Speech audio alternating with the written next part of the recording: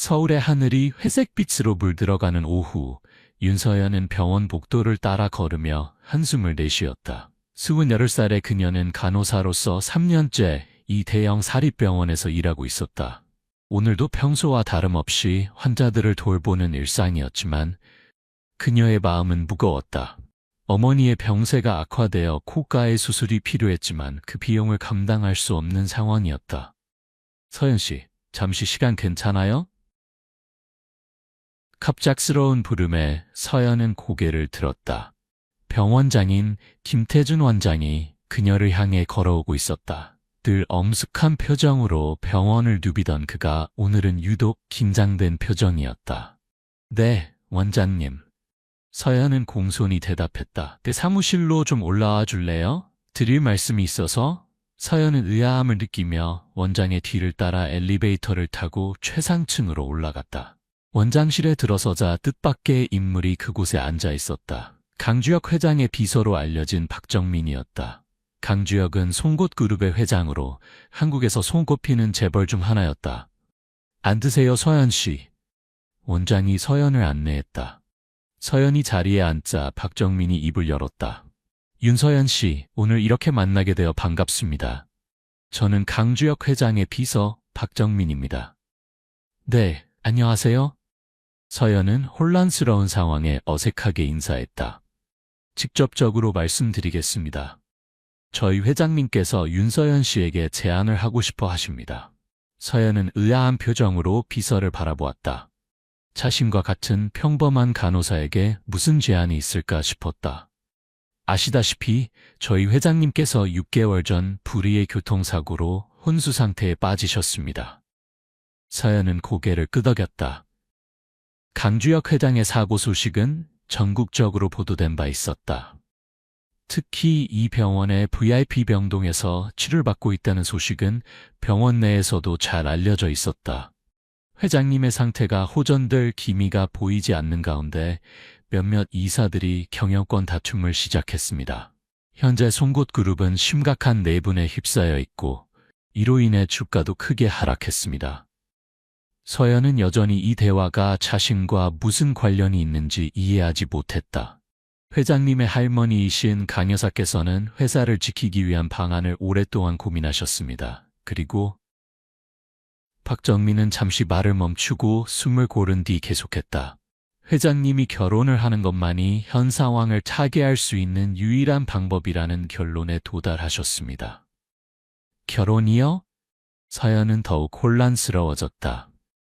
네, 회장님의 배우자가 있다면 유 원장의 효력에 따라 경영권 승계 문제가 명확해지고 내분도 잠재울 수 있습니다.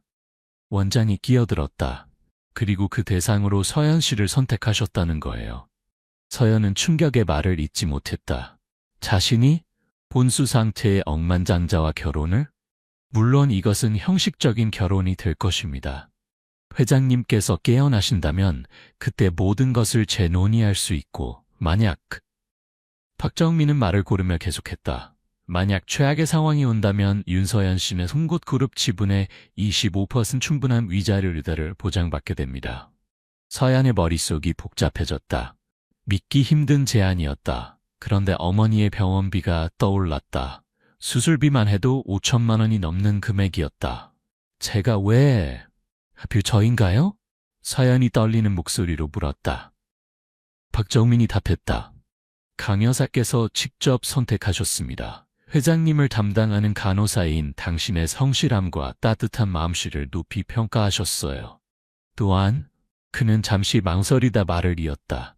당신이 특별한 연결고리가 없는 외부인이기 때문에 그룹 내 갈등에서 중립적인 위치를 지킬 수 있다고 판단하셨습니다. 서연은 창밖을 바라보았다. 비가 내리기 시작했다. 그녀의 마음속에도 복잡한 감정의 비가 내리는 것 같았다. 시간을 드리겠습니다. 하지만 상황이 급박하여 내일까지는 답변을 주셨으면 합니다. 박정민이 말했다. 그리고 원장이 덧붙였다. 서연 씨 어머님의 수술비 문제도 모두 해결해 드릴 수 있다고 합니다. 서연의 심장이 빠르게 뛰었다. 어머니를 살릴 수 있는 기회였다. 하지만 이것은 자신의 인생을 완전히 바꿔놓을 결정이었다. 그날 밤 서연은 잠을 이루지 못했다. 머릿속에서는 끊임없이 생각이 맴돌았다. 어머니의 얼굴, 병원비, 강주혁 회장의 얼굴, 그리고 자신의 불확실한 미래. 다음날 아침 서연은 결정을 내렸다. 어머니를 살리기 위해 그녀는 혼수 상태의 억만장자와 결혼하기로 했다. 결혼식은 극비리에 진행되었다. 병원 내 작은 예배당에서 의사, 간호사, 그리고 몇몇 증인들만이 참석한 가운데 이루어졌다. 신랑은 병상에 누워 있었고 서연은 간소한 흰 원피스를 입고 그의 곁에 서 있었다. 이 모든 상황이 비현실적으로 느껴졌다. 이제 윤서연 씨는 강주혁 회장의 법적 아내입니다. 식을 주관한 변호사가 말했다. 서연은 병상에 누워있는 강주혁을 바라보았다. 42세의 그는 혼수 상태에도 불구하고 여전히 카리스마 있는 얼굴이었다. 검은색 머리카락, 날카로운 턱선, 그리고 긴 속눈썹. 사고 전엔 얼마나 강인한 눈빛을 가졌을지 상상할 수 있었다. 결혼식 이후 서연의 삶은 급격히 변했다. 그녀는 강주혁의 아내로서 송곳그룹의 공식적인 인물이 되었다. 언론에선 연일 혼수 상태 재벌과 간호사의 충격적 결혼이라는 헤드라인을 내보냈다. 이것은 명백한 재산 상속을 노린 계략이다. 간호사에서 하루아침에 재벌가 며느리로, 강 여사의 충격적인 결정, 송곳그룹의 미래는? 신문과 뉴스에선 갖가지 추측과 비난이 쏟아졌다. 서연은 이 모든 것을 감내해야 했다. 그녀에게는 단 하나의 위안이 있었다. 어머니가 성공적으로 수술을 받아 건강을 되찾고 있다는 사실이었다. 강 여사는 서연에게 강남에 있는 주역의 펜트하우스로 이사할 것을 제안했다.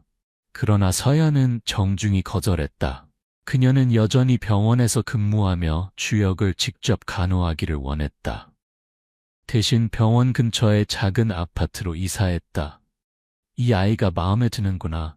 강 여사는 서연의 결정을 듣고 미소를 지었다. 욕심 없고 진정성 있는 모습이 좋아. 서연은 매일 출근 전후로 주역의 병실을 방문했다. 처음에는 형식적인 방문이었지만 점차 그에게 말을 건네기 시작했다. 오늘도 비가 와요? 당신은 비 오는 날을 좋아했나요? 서연은 창가에 서서 말했다. 오늘 병원에서는 재미있는 일이 있었어요. 김 할아버지가 휠체어 타고 도망치려다 간호사들 모두를 당황시켰죠. 이렇게 하루에 소소한 이야기를 들려주는 것이 습관이 되었다. 의사들은 혼수 상태의 환자도 소리를 들을 수 있다고 했다. 서연은 주역이 자신의 목소리를 듣고 있다고 믿고 싶었다. 그러던 어느 날 서연이 주역의 손을 잡고 있을 때였다. 미세한 움직임이 느껴졌다. 손가락이 살짝 움찔한 것 같았다. 주혁 씨? 서연이 놀라 그의 얼굴을 바라보았다. 하지만 아무런 변화가 없었다. 의사들은 그것이 단순한 반사작용일 수 있다고 했다. 서연은 실망했지만 그날 이후로 더욱 열심히 주혁에게 말을 걸었다. 한편 송곳그룹에선 여전히 내분이 계속되고 있었다. 주역의 사촌인 강민우는 서연의 결혼이 무효라고 주장하며 경영권 다툼을 포기하지 않았다. 혼수 상태의 사람과의 결혼이 어떻게 법적으로 유효할 수 있습니까? 민우는 이사회에서 목소리를 높였다. 그러나 강 여사의 위치는 확고했다. 모든 법적 절차는 완벽하게 이루어졌다. 서연은 주역의 법적 아내이며 주역이 깨어나기 전까지 그의 권한 일부를 대행할 수 있다. 민우는 이에 굴하지 않고 계속해서 문제를 일으켰다. 심지어 서연을 직접 찾아와 위협하기도 했다. 당신 같은 여자가 무슨 수로 송곳그룹의 미래를 좌우한다는 거야? 돈이 목적이라면 얼마든지 줄 수 있어. 그러니 스스로 물러나. 서연은 두려웠지만 굳건히 자리를 지켰다. 저는 돈을 위해 이 결혼을 한 것이 아닙니다. 주혁 씨가 깨어날 때까지 제가 할 수 있는 일을 하겠습니다. 민우의 위협은 계속되었고 서연의 일상은 점점 더 스트레스가 쌓여갔다. 그러나 예상치 못한 지원군이 나타났다. 주역의 비서였던 박정민이 그녀의 든든한 조력자가 되어주었다. 회장님은 항상 사람을 보는 눈이 정확하셨습니다. 강 여사님이 서연 씨를 선택한 것도 같은 이유일 거예요. 걱정 마세요. 제가 도와드리겠습니다. 정민의 도움으로 서연은 점차 송곳 그룹의 일에 대해 배우기 시작했다. 처음에는 단순한 서류 검토와 결제였지만 점차 그룹의 구조와 사업에 대한 이해를 넓혀갔다. 그리고 결혼 3개월째 되던 날 기적이 일어났다. 서연이 평소처럼 주역의 병실을 찾았을 때였다. 그날따라 그녀는 유독 감정적이었다. 사실 당신에게 고백할 게 있어요. 서연은 주역의 손을 잡고 말했다. 처음에 저는 어머니의 수술비 때문에 이 결혼을 결정했어요. 당신을 이용한 거죠. 하지만 지금은 매일 당신의 회복을 진심으로 기도해요. 당신이 어떤 사람인지, 어떤 목소리를 가졌는지, 어떤 웃음을 짓는지 너무 궁금해요. 서연의 눈에서 눈물이 떨어져 주역의 손 위로 떨어졌다. 바로 그때였다. 주역의 손가락이 움직였다. 이번에는 분명한 움직임이었다. 그리고 그의 눈꺼풀이 떨리기 시작했다. 주역 씨? 서연은 믿을 수 없다는 듯이 그를 바라보았다. 천천히, 아주 천천히 강주역은 6개월 만에 눈을 떴다. 의사 선생님, 빨리요. 서연은 흥분과 놀라움으로 가득 찬 목소리로 외쳤다. 간호사들과 의사들이 병실로 뛰어들어왔다. 강주역은 혼란스러운 눈으로 주변을 둘러보았다. 그의 시선이 서연에게 머물렀다. 그 눈빛에는 질문이 가득했다. 너는 누구지? 의사들은 신속하게 검사를 시작했다. 빛을 비추고 반응을 확인하고 활력 징후를 체크했다. 모든 것이 긍정적이었다. 강 회장님, 저를 알아보시겠습니까? 주치의가 물었다. 주역은 천천히 고개를 끄덕였다. 그의 목은 오랜 시간 사용하지 않아 뻣뻣했다. 지금이 언제인지 아십니까? 주역은 고개를 저었다. 그리고 힘겹게 입을 열었다. 4군. 그의 목소리는 갈라지고 희미했다. 네, 교통사고를 당하셨습니다. 6개월 동안 혼수 상태였습니다. 주역의 눈이 커졌다. 6개월이라는 시간이 그에게는 충격적이었다. 그 후 병실은 분주해졌다. 강 여사에게 연락이 갔고 그녀는 눈물을 흘리며 병원으로 달려왔다. 언론에는 송곳그룹 강주역 회장, 기적적 회복이라는 속보가 타전되었다. 서연은 이 모든 상황 속에서 조용히 뒤로 물러났다. 이제 그녀의 역할은 끝났다고 생각했다. 주역이 깨어났으니 약속대로 모든 것을 재논의할 때였다. 그러나 예상치 못한 문제가 발생했다. 의사들의 정밀 검사 결과 주역은 사고 직전의 기억을 잃은 상태였다. 그의 마지막 기억은 사고 약 한 달 전의 일이었다. 그럼 결혼에 대해서도 기억하지 못하는 건가요? 서연이 긴장된 목소리로 물었다. 아마도 그럴 겁니다. 의사가 대답했다. 하지만 기억은 점차 돌아올 수 있어요.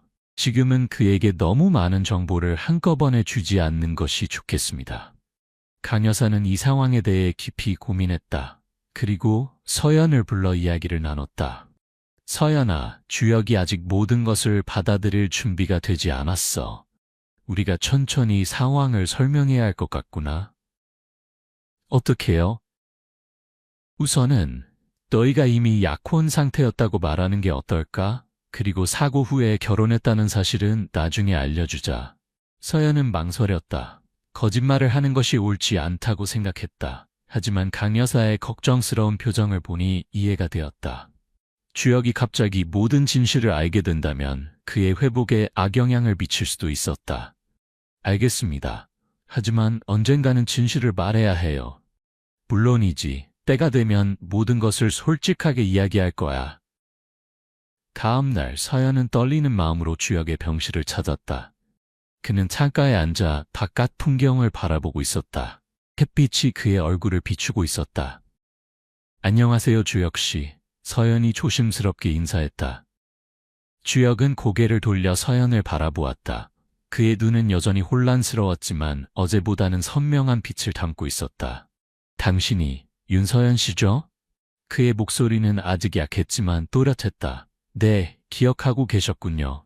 할머니가 말해주셨어요. 우리가 약혼 상태였다고. 서연은 작게 고개를 끄덕였다. 거짓말이 목에 걸리는 느낌이었다. 죄송합니다. 기억이 나지 않아서. 주역이 미안한 표정으로 말했다. 괜찮아요. 무리하지 마세요. 기억은 천천히 돌아올 거예요. 주혁은 잠시 서연을 관찰했다. 약혼자에게 존댓말을 쓰네요. 서연은 당황했다. 아, 그게 습관이 되어서요. 저희 사실 결혼식을 올리기 전이었고. 그렇군요. 주혁이 미소를 지었다. 그것은 서연이 처음 보는 그의 미소였다. 따뜻하면서도 어딘가 쓸쓸해 보였다. 그날 이후로 서연은 매일 주혁을 방문했다. 처음에는 어색했지만 점차 대화가 자연스러워졌다. 주혁은 서연에게 많은 질문을 했다. 어떻게 만났는지, 무엇을 좋아하는지, 어떤 꿈을 가지고 있는지. 서연은 최대한 진실에 가깝게 대답하려 노력했다. 그녀는 자신이 간호사라는 사실, 그를 담당했던 간호사였다는 사실은 사실대로 말했다. 다만 그들의 만남과 관계에 대해서는 강 여사와 상의한 대로 이야기했다. 주혁의 재활은 빠르게 진행되었다. 그는 놀라운 의지력으로 물리치료에 임했고 일주일 만에 걸을 수 있게 되었다. 그의 기억도 조금씩 돌아오고 있었지만 약혼과 결혼에 관한 기억은 여전히 없었다. 서연 씨는 내가 혼수 상태일 때도 매일 와서 이야기해 주었다면서요? 어느 날 주혁이 물었다. 네, 의사 선생님이 소리를 들을 수 있다고 하셔서. 무슨 이야기를 했어요? 서연은 잠시 생각했다. 일상적인 이야기들이요. 날씨, 병원에서 있었던 일들, 책 내용. 주혁은 고개를 끄덕였다. 그래서 그랬군요. 무슨 말씀이세요? 가끔 꿈에서 당신의 목소리를 들은 것 같아요. 비가 오는 이야기, 노란 꽃 이야기, 실제로 해주신 이야기인가요? 서연의 눈이 커졌다. 네, 맞아요. 제가 말했던 거예요. 이 순간 두 사람 사이에 무언가가 흐르는 것을 서연은 느꼈다. 주혁이 그녀의 이야기를 들었다는 사실이 그녀의 마음을 따뜻하게 했다. 강주혁의 회복 소식은 송곳 그룹에 활력을 불어넣었다. 주가는 급등했고 내부 갈등도 잠시 수그러들었다. 모두가 그의 빠른 복귀를 기대하고 있었다. 그러나 강민우는 여전히 불만이었다. 그는 주혁의 회복이 자신의 계획에 차질을 빚게 된 것에 분노했다. 그리고 서연과 주혁의 관계에 대한 진실을 알아내기 위해 비밀리에 조사를 시작했다. 한편 서연은 점점 더 복잡한 감정에 휩싸였다. 처음에는 단순히 계약적인 관계였지만 주혁과 시간을 보낼수록 그에게 진짜 감정이 생기고 있다는 것을 부정할 수 없었다. 그의 진지함, 지혜로움, 그리고 때로는 보이는 취약한 모습까지 모든 것이 그녀의 마음을 흔들었다. 이건 잘못된 거야. 그는 진실을 모르고 있어. 서연은 자신을 자책했다. 그러던 어느 날 주혁이 태어나게 되었다. 강 여사는 서연에게 부탁했다. 서연아, 주혁이 집으로 돌아갈 때가 되었구나. 너도 함께 가주었으면 해. 저요? 하지만 너희는 약혼자 사이야. 그리고 법적으로는 부부고 주혁이 아직 모든 것을 기억하지 못하지만 너와 함께 있는 것이 그의 회복에 도움이 될 거야. 서연은 깊은 고민에 빠졌다. 이대로 주혁과 함께 살게 된다면 거짓말은 더 커질 것이다. 하지만 그를 혼자 두는 것도 걱정됐다.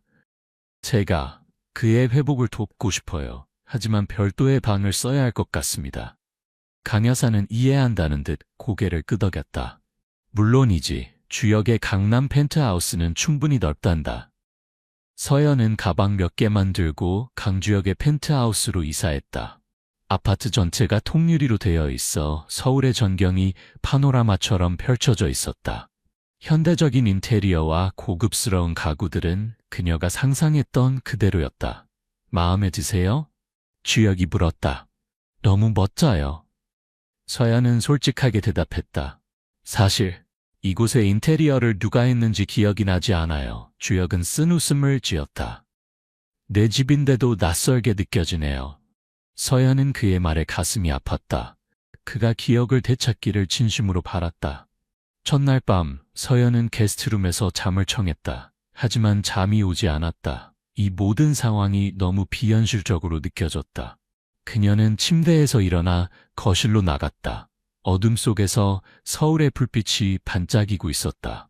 잠이 안 오나 봐요? 서연은 놀라서 뒤를 돌아보았다. 주혁이 그곳에 서 있었다. 네, 낯선 환경이라 그런가 봐요. 저도 마찬가지예요. 제 집인데도 낯설어요. 주혁은 서연 옆으로 다가와 창밖을 바라보았다.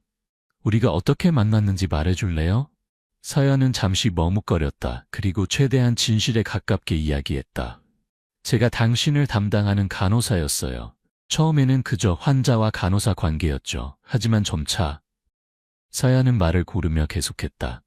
서로에게 특별한 감정이 생겼어요. 주혁은 그녀의 눈을 바라보았다. 특별한 감정이요? 네. 그런데 왜 결혼은 하지 않았죠? 약혼만 한 채로. 서연은 곤란해졌다. 그때 주혁이 웃으며 말했다. 아, 제가 결혼을 미루는 타입이었나 보군요. 서연은 미소를 지었다. 뭐 그런 셈이죠. 그날 이후 두 사람은 조금씩 가까워졌다. 서연은 주혁의 재활을 도왔고 주혁은 회사 일을 조금씩 시작했다. 박정민이 매일 집으로 와서 보고를 했고 주혁은 놀라운 속도로 업무를 파악해 나갔다. 당신의 기억력은 정말 대단해요. 서연이 감탄했다. 비즈니스는 본능 같은 거예요. 몸이 기억하는 거죠. 주혁이 답했다. 주혁은 서연에게 많은 것을 물어보았다. 그들의 관계, 서연의 가족, 취미. 서연은 최대한 솔직하게 대답했지만 그들의 결혼에 대한 진실만은 말할 수 없었다. 어느 날 저녁 주혁이 제안했다. 오늘은 내가 요리할게요. 요리요? 할 줄 아세요? 모르겠어요. 해보면 알겠죠? 주혁은 장난스럽게 웃었다. 그들은 함께 주방에 서서 저녁 식사를 준비했다. 주혁은 의외로 칼을 다루는 솜씨가 좋았다. 몸이 기억하고 있는 듯했다. 당신은 원래 요리를 자주 했나요? 서연이 물었다. 글쎄요, 기억나지 않아요. 하지만 즐거운 것 같아요. 주혁은 잠시 생각에 잠겼다가 말했다. 서연 씨와 함께 있으면 편하네요. 마치 오래전부터 알고 지낸 것 같은 느낌이에요. 서연의 가슴이 따뜻해졌다. 그의 말이 진심으로 느껴졌다. 식사 후 그들은 와인을 마시며 이야기를 나눴다. 주혁은 점점 더 서연에게 마음을 열었다. 가끔은 무서워요. 그가 고백했다. 내가 누구인지 어떤 사람이었는지 기억나지 않아서 내가 나쁜 사람이었던 건 아닐까 두려워요.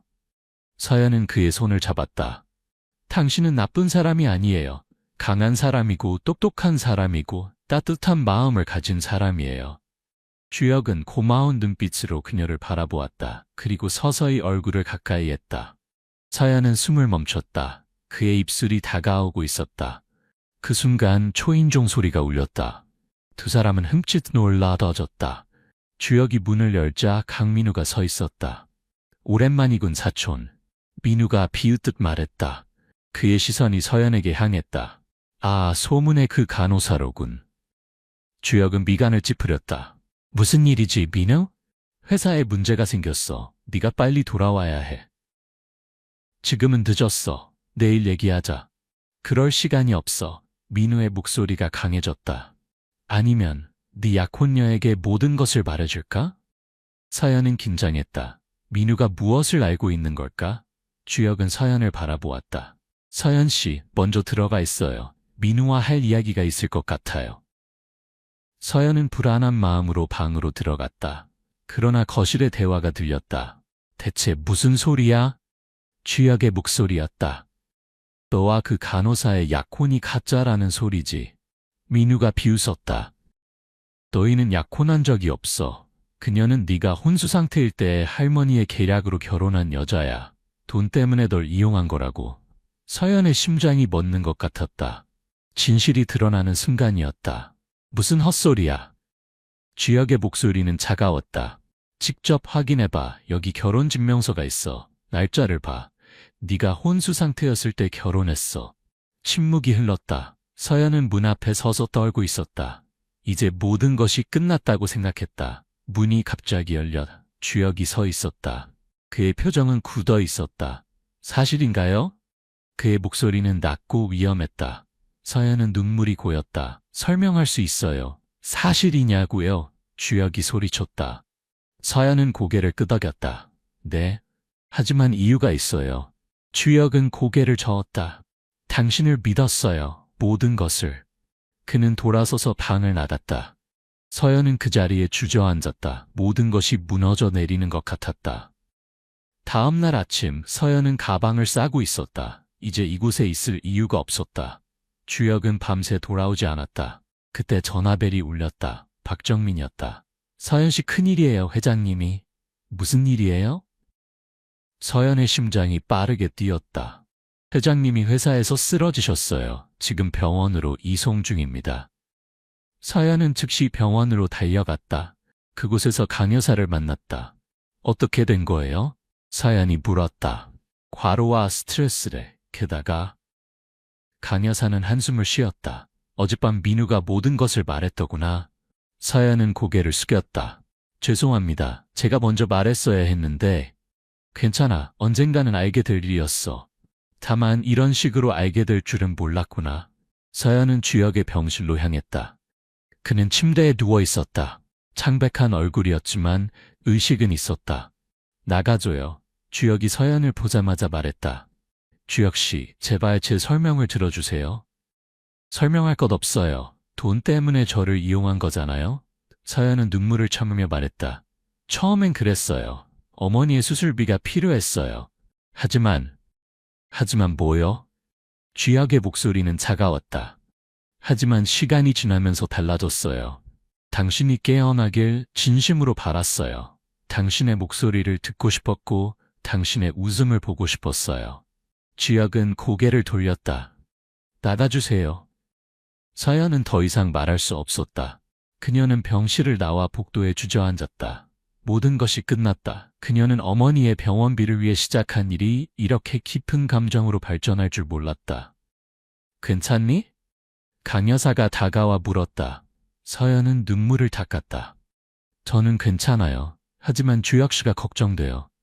그 아이는 강해. 곧 이해할 거야. 아니에요. 제가 한 일은 용서받기 어려워요. 이제 모든 것을 정리할게요. 이혼 서류를 준비하겠습니다. 강 여사는 서연의 손을 잡았다. 그렇게 쉽게 포기할 거니? 너희 사이에 진짜 감정이 생겼다는 걸 나도 알아. 서연은 대답하지 않았다. 그녀는 병원을 떠나 자신의 옛 아파트로 돌아갔다. 그곳에서 그녀는 며칠 동안 연락을 끊고 지냈다. 한편 주혁은 병원에서 퇴원한 후 회사로 복귀했다. 그는 일에 몰두하며 서연에 대한 생각을 지우려 했다. 하지만 쉽지 않았다. 회장님, 이 서류에 서명해 주십시오. 박정민이 말했다. 주혁은 무의식적으로 펜을 들었다. 그리고 문득 깨달았다. 그것은 이혼 서류였다. 이게 뭐지? 주혁이 물었다. 서연 씨가 보낸 이혼 합의서입니다. 모든 재산 분할을 포기하고 위자료도 요구하지 않는다는 내용입니다. 주혁은 서류를 바라보았다. 서연의 서명이 이미 되어 있었다. 그는 펜을 내려놓았다. 가져가. 서명하지 않으시겠습니까? 아직은 생각해 볼 시간이 필요해. 박정민은 고개를 끄덕이고 물러났다. 주혁은 창밖을 바라보며 생각에 잠겼다. 서연의 마지막 말이 귓가에 맴돌았다. 시간이 지나면서 달라졌어요. 그날 밤 주혁은 혼자 펜트하우스에 앉아 와인을 마셨다. 이 공간은 이제 너무 텅 비어 보였다. 서연이 머물렀던 방을 바라보니 가슴이 아팠다. 문득 그는 서랍에서 작은 상자를 발견했다. 그 안에는 서연이 혼수 상태였던 자신에게 읽어주었던 책들과 노트가 있었다. 노트에는 서연이 매일 그에게 들려주었던 이야기들이 정성스럽게 적혀 있었다. 오늘은 비가 와요. 당신이 좋아할 것 같은 날이에요. 병원 정원에 노란 꽃이 피었어요. 당신이 깨어나면 함께 보러 가요. 오늘은 어머니가 수술을 받는 날이에요. 당신 덕분에 어머니가 새 삶을 얻게 되었어요. 정말 감사해요.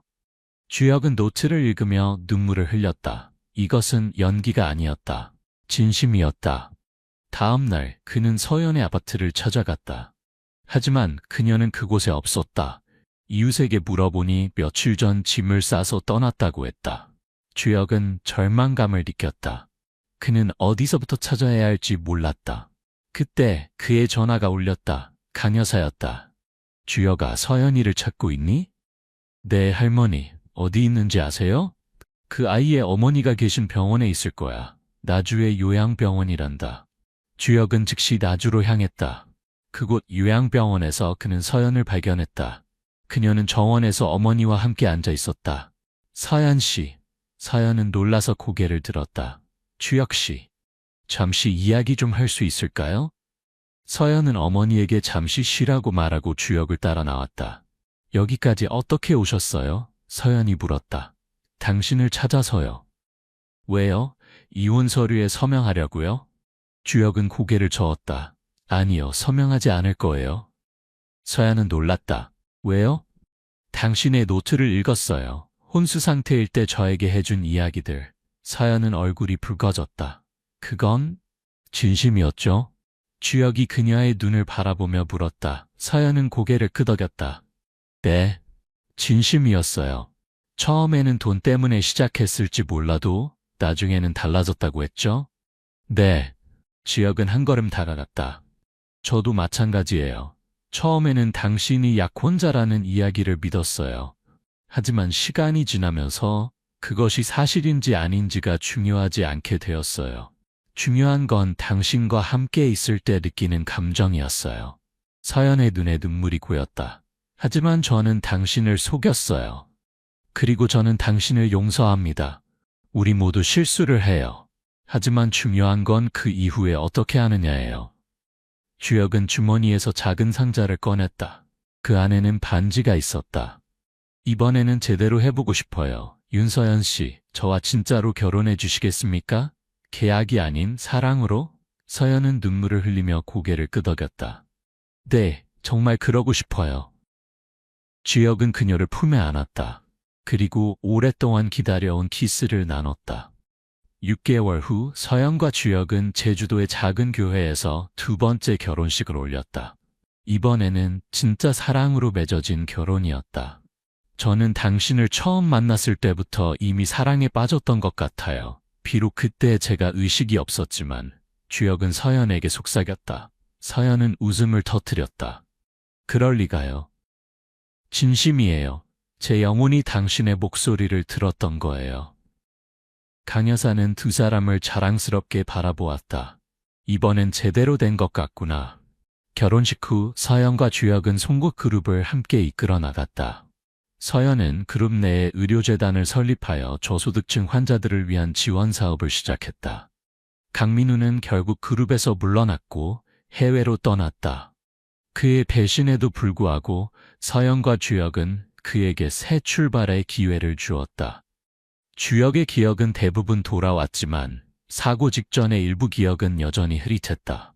그러나 이제 그에게는 새로운 기억들이 있었다. 서연과 함께 만든 소중한 기억들. 때로는 잊는 것도 축복일 수 있어요. 주혁이 말했다. 제가 기억을 잃지 않았다면 우리는 이렇게 만나지 못했을 테니까요. 서연은 미소를 지었다. 정말 그런가요? 저는 우리가 어떻게든 만났을 거라고 생각해요. 운명이라고 할까요? 운명. 주혁은 생각에 잠겼다. 그럴지도 모르겠네요. 어느 날 저녁 그들은 펜트하우스 테라스에서 별을 바라보고 있었다. 서연아, 당신은 후회하지 않아요? 주혁이 물었다. 무엇을요? 이 모든 것. 처음 제안을 받아들인 것부터. 서연은 고개를 저었다. 아니요. 처음에는 두렵고 혼란스러웠지만 지금은 이것이 제 인생에서 가장 옳은 선택이었다고 생각해요. 주혁은 그녀의 손을 꼭 잡았다. 저도 그래요. 비록 시작은 특별했지만 우리의 이야기는 아름답게 이어지고 있어요. 서연은 주혁의 어깨에 기대었다. 그녀는 이제 자신의 선택을 후회하지 않았다. 혼수 상태의 억만장자와의 결혼은 그녀의 인생을 완전히 바꿔놓았지만 그것은 돈이나 지위 때문이 아니었다. 진정한 사랑을 찾았기 때문이었다. 어머니는 완전히 건강을 되찾았고 서연은 자신의 꿈을 이룰 수 있게 되었다. 그리고 무엇보다 그녀는 자신을 진심으로 사랑해주는 사람을 찾았다. 사랑해요, 서연아. 주혁이 그녀의 이마에 키스했다. 저도 사랑해요, 주혁 씨. 서울의 밤하늘에 별들이 빛나고 있었다. 그들의 앞에는 더 많은 이야기가 기다리고 있었다. 하지만 이제 그들은 함께였다. 어떤 어려움이 와도 그들은 함께 이겨낼 수 있을 것이다. 때로는 인생에서 가장 예상치 못한 순간이 가장 아름다운 시작이 될 수 있다. 서연의 이야기처럼